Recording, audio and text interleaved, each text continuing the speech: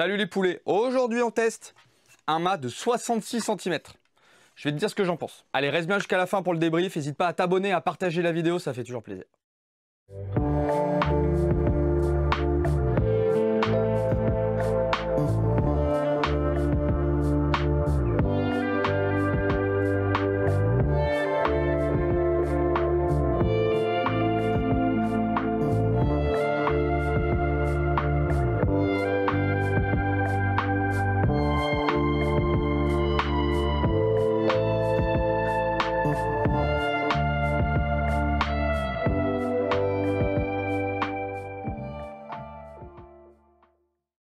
Allez, c'est parti. On teste la GoPro Hero 10.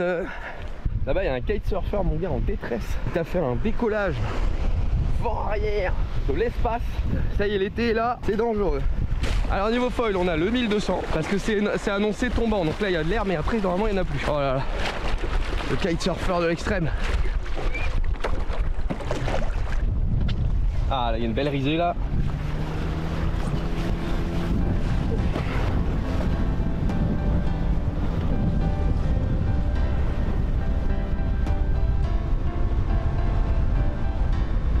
Bon bah 66, t'as intérêt à voler bas.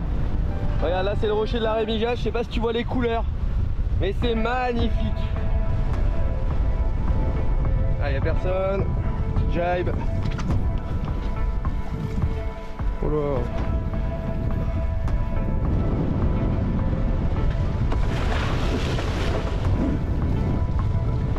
Ah oui, faut pas oublier, on a une grosse planche, on peut rattraper tout hein.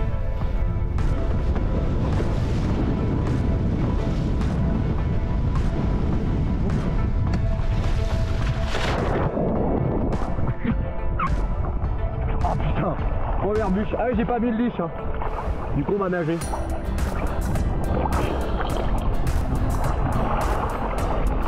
Faut que je pique aussi. Parce que ça serait pas le bon moment. C'est juste sympa d'aller cruiser comme ça.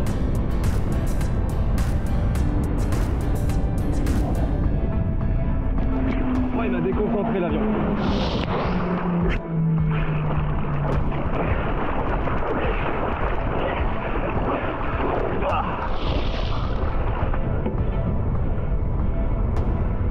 Là on le voit bien le caillou.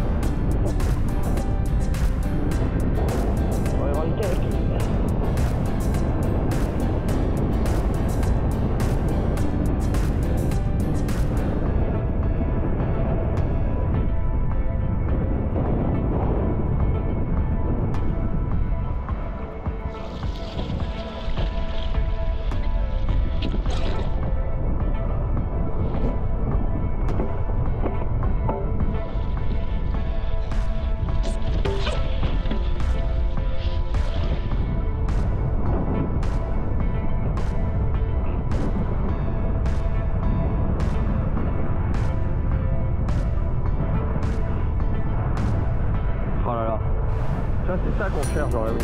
C'est ce moment de liberté là. Où tout est aligné.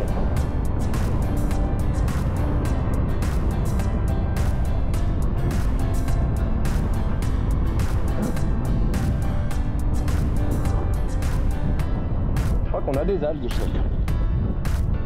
On a des algues.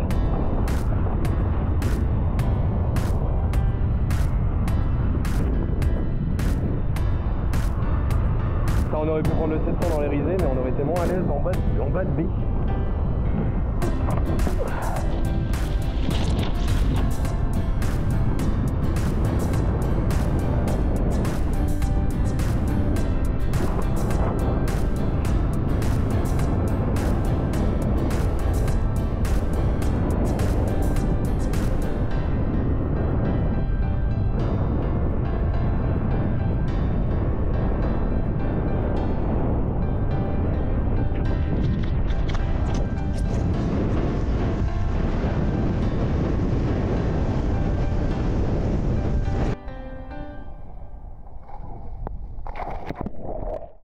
Débriefing de la session avec le mât de 66 cm.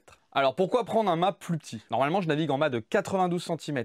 Et je t'avoue, quand il n'y a pas des grosses vagues, je suis vraiment pas loin du riff. Du coup ça me fait un peu flipper de tout arracher. J'ai investi dans un petit mât pour pouvoir aller surfer les vagues près du bord. Mais avant ça, je l'ai testé sur un plan d'eau plat. Déjà la grosse différence, ça va être la mise à l'eau. Tu peux être vraiment plus tôt sur ta planche. Et ouais, il y a quand même 30 cm d'écart. Et moi 30 cm, c'est énorme, je suis pas très grand. Au niveau du pumping, t'es quand même plus efficace avec un petit mât qu'avec un grand mât. Parce que ça traîne moins d'eau. Une fois en l'air, par contre, c'est autre chose. J'ai vraiment l'habitude de naviguer assez haut sur le foil quand c'est flat.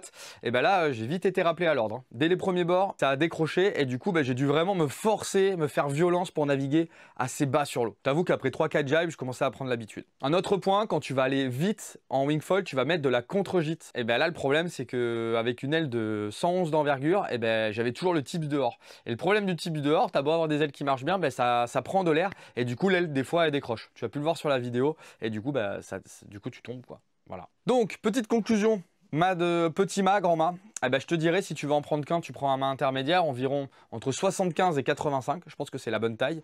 Par contre, si tu as les moyens d'avoir plusieurs mâts, n'hésite pas. Là, le mât, ça vaut 100 balles. D'accord? C'est un mât alu.